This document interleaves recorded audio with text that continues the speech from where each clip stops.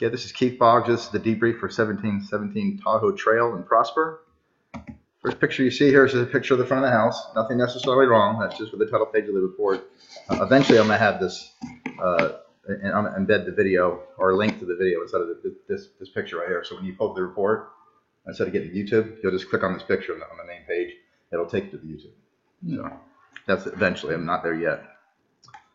This is up on the, it's upside down actually. Flip it around. This is on what's called the chimney cricket. This is right behind the chimney. And you can see that the shingles here are cracking along there. So somebody needs to get up there and just put some new shingles up there. It's a very easy fix. This is they instead of replacing the wood trim, they just kind of try to patch it, and the patching's already falling away, and the wood, there's the rot still there. So this trim around the top of the fireplace stack here, pretty badly rotten. That's 3 of the 4 sides right there. So this top trim needs to be replaced. This next is a video of the roof. So people are always asking about the roof cover, so I've started taking videos of the roof. So I inspect it and then I walk around and take a video of it. It's not very long, maybe about a minute long. So we're going to play it so we have it in this recording that you can keep for yourself. You may hear me huffing and puffing in here a little bit when I'm trying to. I can't watch that. I get dizzy. You get dizzy? It's like that third-person shooter game. What's it? Halo? Doom. Or, Doom. I was a Doom way back. There's another. You can see the shingles are overall in good condition. There's really only one defect. I think it's coming up right here in a second. Besides the chimney. Uncovered nail head. Yeah, besides the chimney. Uncovered nail heads right there. So this will be covered with the ceiling. And that was really the only thing besides the chimney. Roof's in good condition. Looks fairly new. I don't know if they disclosed the age, but it looks pretty new. Last year. Yeah, it looks like a year old, yeah. July, I think.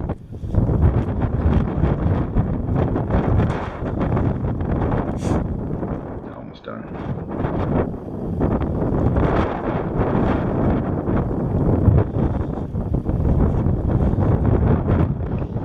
I have to be kind of careful when I'm trying to do 2 things at once. I was gonna say this is pretty good talent. Yeah. This roof's not that. This isn't that steep either. This is not as bad as some of them. So this is the light up front. It looks like the bulb is burnt out. So that just needs a new light bulb right up there. You've got a couple what I call corner compression cracks right here. They're on the corners of the foundation. They may pop off, which is called a corner pop. Either way, they're not structurally significant. They're just cosmetic.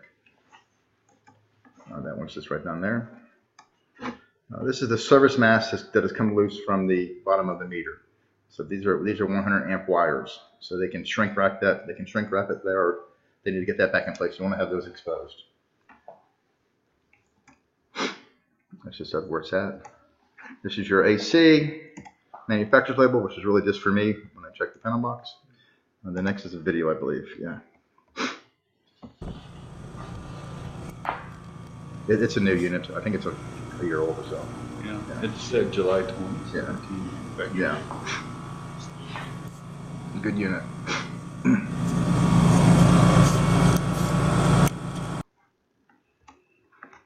If you've walked around, you probably noticed the gates are kind of stuck in place. So they need to be trimmed. This is really the only structural movement I really saw. In the garage, something in the garage too. A little crack going through the mortar joint here, and then going through the brick on the side of the house, and then a window separation. That's on this side over here. What maybe there's an area here where the grass is like a hole in the ground. If you get water in there ponding, it could cause the foundation to move. I've seen it just a drip come out from the spigot over time, cause the foundation to move. So maybe just put some backfill there. This is the water pressure. The range is 40 to 80, and you're at 50. So you're for this size house, 50 should be fine. That spigot has a leak at it, and you can't see it, but it's spraying onto my hand. That spigot right there needs to be repaired. This is another corner compression crack. That just needs to be repaired. This is probably the biggest costly thing here is going to be this door. And that's what the walker door. Real quick with this one. I'm going to show you what I'm talking about.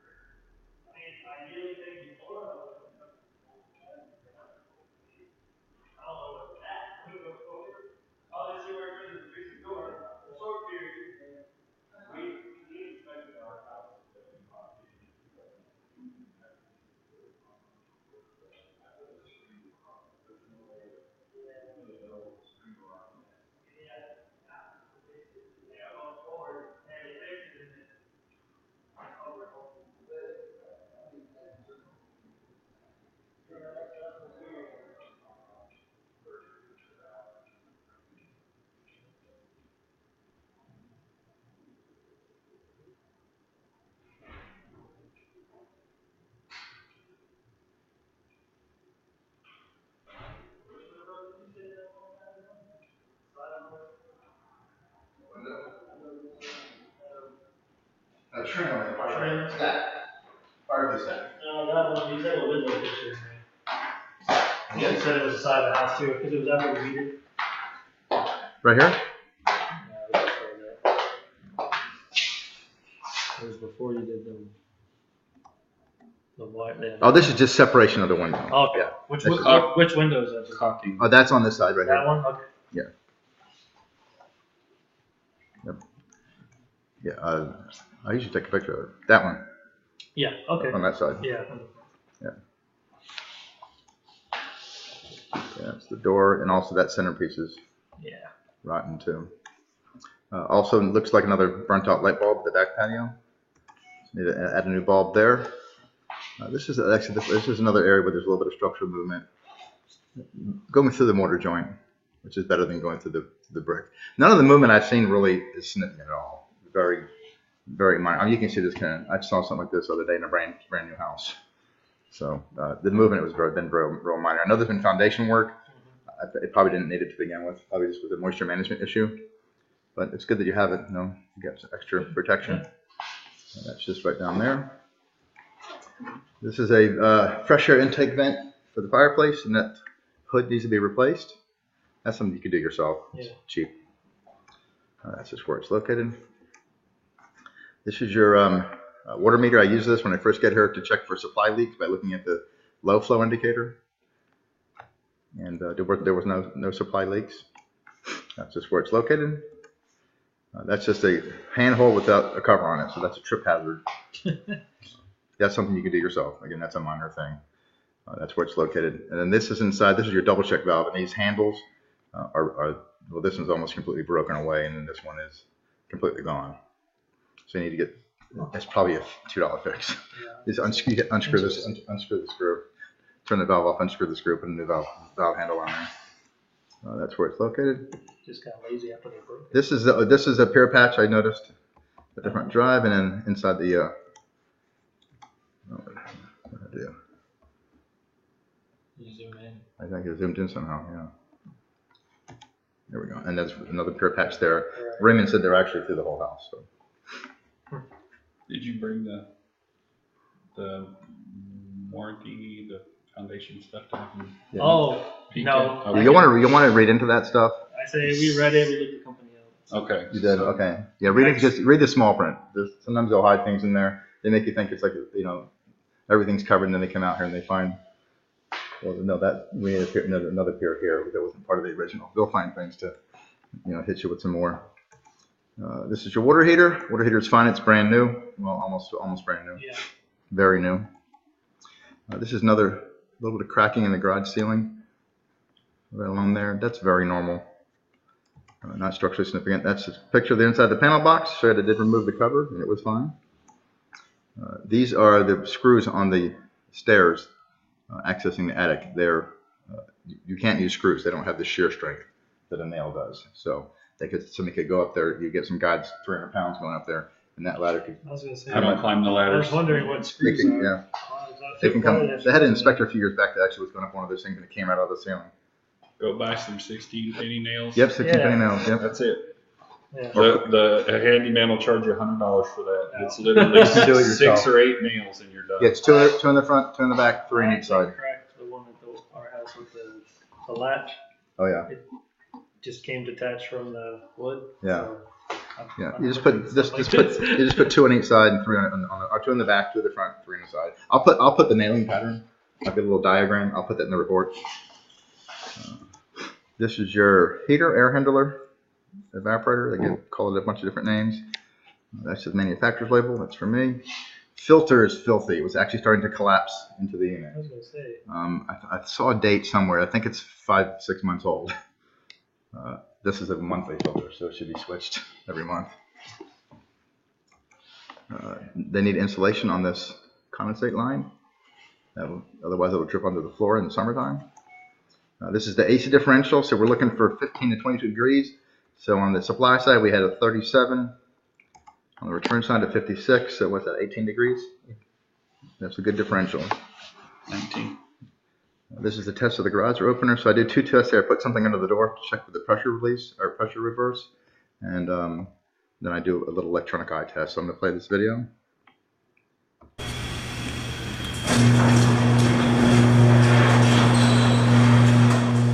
basically hit that and reverse pretty quickly.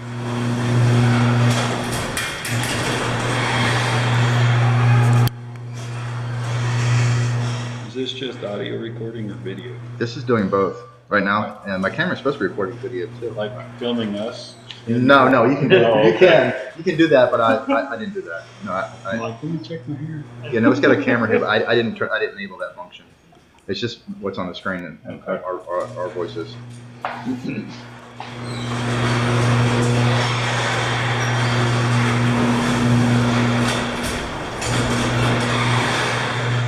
Pretty much the end of that, I think.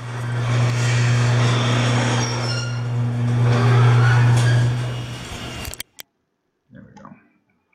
Okay, so this is a plumbing that's under the ground that's leaking. That's in zone 1, which is up front here, or the front walkway. So zone 1, there's leaking plumbing. This is, I think, zone 2. There's 2 places, here and then here. That's in zone, there, zone 2. So zone 1, zone 2, leaking plumbing. That was it for the sprinkler. This is a cooktop. I just did those alarms. I'm guessing they'll just bust ahead. Yeah, probably. Because I had to dig them up and put them in. Yeah. This is just showing that the cooktop does work. And again, these pictures will be in this recording, but they're not going to be in the report. They're just going to be the stuff that you're going to negotiate.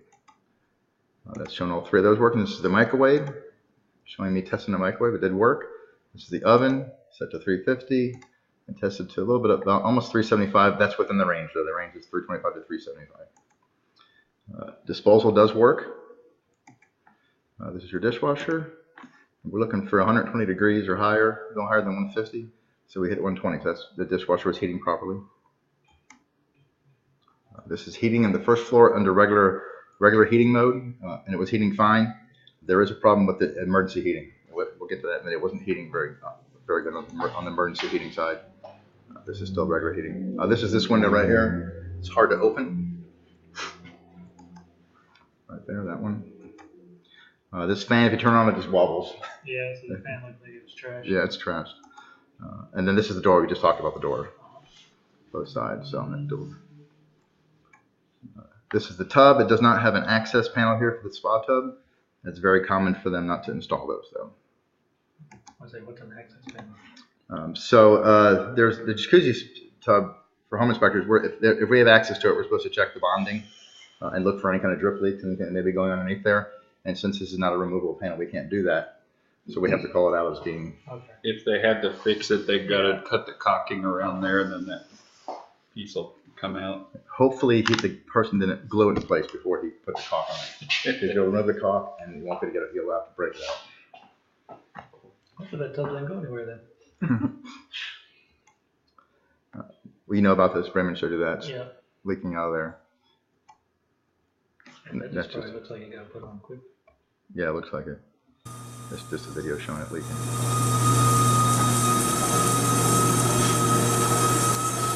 I just had the same thing.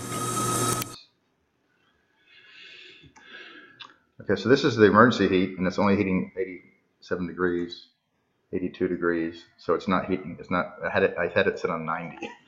What do you mean emergency? So emergency, you have 2 types of heating here. You've got the regular heating mode, and which uses Freon, just reverse the Freon. Then you have emergency heating, which is if you want it to get heat very fast, or let's say a tree fell on the condenser out there, or a car hit the condenser, it smashed the condenser, it's all gone. You can still have heat without having the condenser. Somebody stole my exterior unit, and I didn't know that the tenant was actually able to move in and heat the house without that unit. Without it, yeah, you can heat the house with it. I didn't even know that was possible. Yeah, that's only with heat pumps. Emergency heat. Yep. Never heard of that before. And that's just showing that I did have it on a 90, and it was an emergency heat. Okay. And that's it. So probably the big thing I'd say is probably the door. And get the AC trim. guy. Yeah, AC guy. Oh, yeah, So they had the roof replaced. They can probably get a roofer to come back out and address those That two. looks Or like it takes a $40 job for somebody coming through the neighborhood.